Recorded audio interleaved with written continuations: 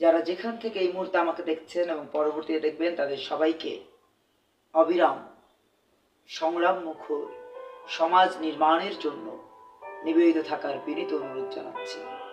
মনে রাখবেন, বাংলাদেশ সত্যিকার অর্থেই পথ হারাতে বসেছে। অর্থনৈতিকভাবে, সামাজিকভাবে, ধর্মীয়ভাবে, সকল দিক থেকে আমরা পথ হারাতে বসেছি।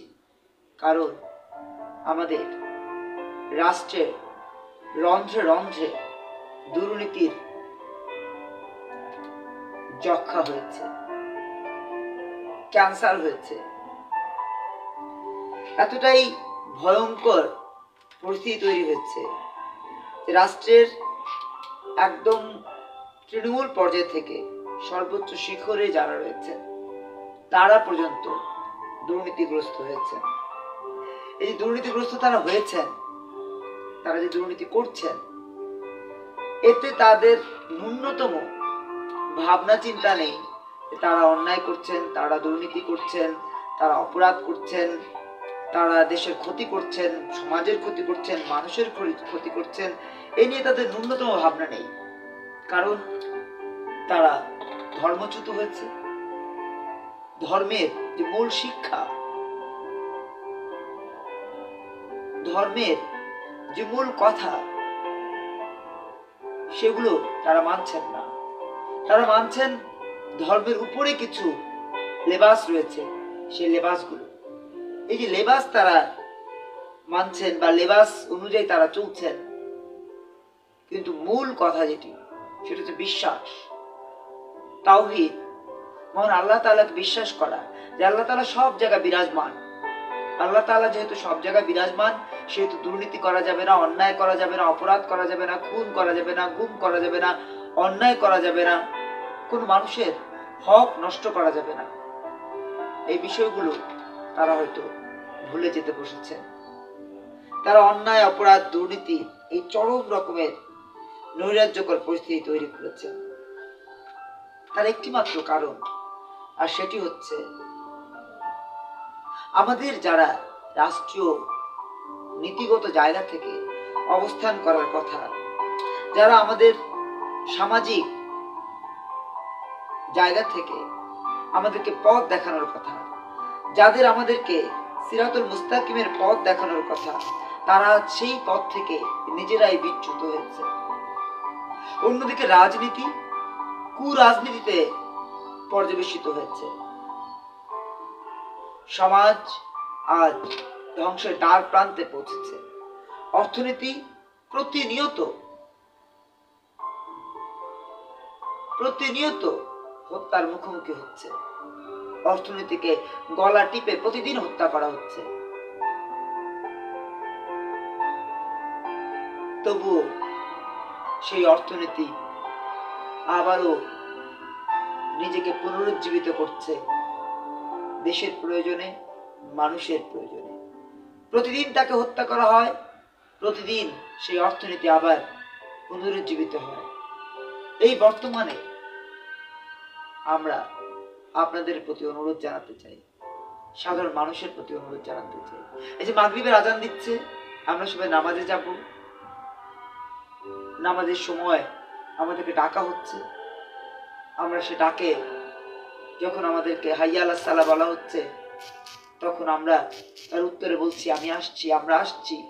এই উত্তর যে দিচ্ছি, এই কথাগুলো আমাদেরকে স্মরণ করে দিতে হবে, মনে রাখতে হবে যে আল্লাহ তাআলা প্রতিনিয়ত আমাদেরকে বলছেন হকের পথে থাকো, সরল পথে থাকো, সত্যের পথে থাকো। আজ এই সত্যের পথে না থাকার কারণে দুই পরিবারতন্ত্রের যুদ্ধে আমরা কষ্ট করছি। দুই পরিবারতন্ত্রের ক্ষমতার লিপ্সায় আজ আমজনতার যাচ্ছে তাই অবস্থা হচ্ছে। আজ এই দুই পরিবারতন্ত্রের স্বৈরতন্ত্র প্রতিষ্ঠার প্রচেষ্টায়, ক্ষমতাকে কুক্ষিগত করার এবং আশার প্রচেষ্টায় আমরা প্রতিনিয়ত চরম রকমের নৈরাজ্যকর পরিস্থিতির মুখোমুখি হচ্ছি। সাংবাদিক হত্যা হচ্ছে, সাধারণ মানুষ হত্যা হচ্ছে, পুলিশ হত্যার শিকার হচ্ছে, দলীয় নেতাকর্মীরা হত্যার শিকার হচ্ছে। আর আমরা দ্রব্যমূল্যের কষাঘাতে জর্জরিত হচ্ছি, দুর্নীতির কষাঘাতে জর্জরিত হচ্ছি। এই একটা মাত্র কারণ, সেটি হচ্ছে আমরা ধর্মচ্যুত হয়েছি।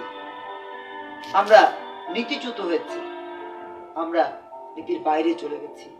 এই আজানের সময় আপনাদের প্রতি অনুরোধ জানাবো, আমরা সবাই নামাজ পড়ব, সবাই আমাদের ইবাদত করব, পাশাপাশি সর্বাত্মক প্রচেষ্টায় হক, সরল পথ, নীতি, আদর্শ হৃদয়ে লালন করব।